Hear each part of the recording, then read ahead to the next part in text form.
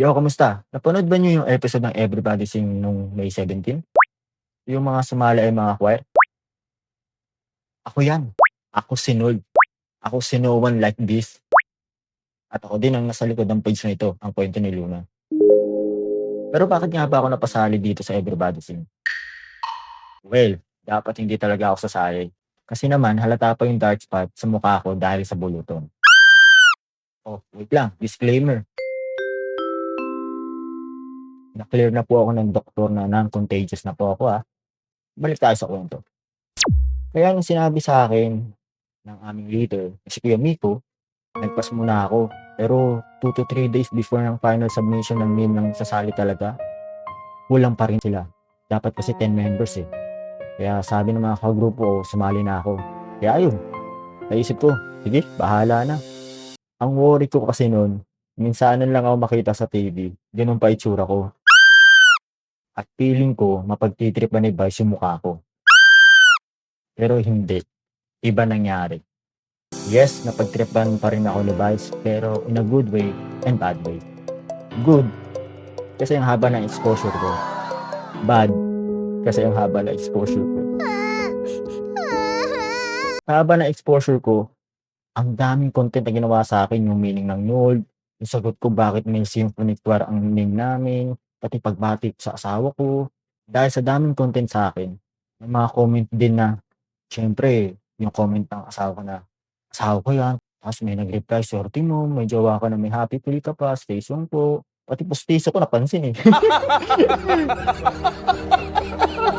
Isipin mo yung contestant pa lang ako nun, pero grabe. Grabe yung comment section. Pero yung worry ko sa dark spot sa mukha ko, walang pumansin. What? Kung may natutunan man ako sa experience na ito, kung may dumating man na opportunity, go, grab it. Huwag kang mag-worry agad ng negative output.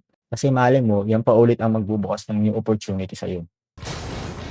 Salamat kay Kuya Jun sa pag-invite sumali sa choir last year. Salamat sa mga kapatid ko na hindi pa naman ako kinahiya. Kami po ang Male Symphony Choir, kumakanta kami sa Edge of Shrine. Every 1st, 3rd, and 5th Sunday, alas 3 ng hapon. Pwede din kami kumanta sa kasal mo at naghahanap po kami ng bagong member. At salamat din kay Ma'am. Basta na lang dahil hanggang ngayon, nalilito pa rin ako. Hindi ko pa rin matandaan kung paano i-pronounce pero maraming salamat kay Ma'am. Siya yung nag-asikaso sa amin para pag-process Everybody Sing. Maraming salamat po sa opportunity na binigay niyo sa amin. At salamat kay Benny Vice na sobrang galing. Ang bilis ng utak, pwedeng pang flip top. Pero, ludo, galing. On and off cam, galing. Sobrang galing ni Benny Vice. Salamat din syempre sa asawa ko na nandiyak pa naman ako. Sa family at friends ko na nanood at pinagtawanan ako. At wait, bago matapos tong video na to, share ko lang. Bago kami mag-taping, may questionnaire. May isang tanong dun Ang tanong is, ano ang natatanging kwento ng buhay mo?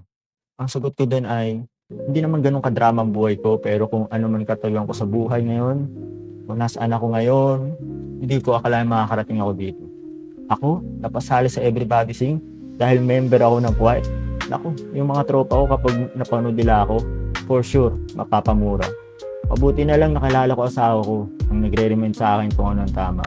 At yun yung sagot ko. Tapos yung part na sinabi ko na mapapamura ang mga tropa ko, meron nga napamura.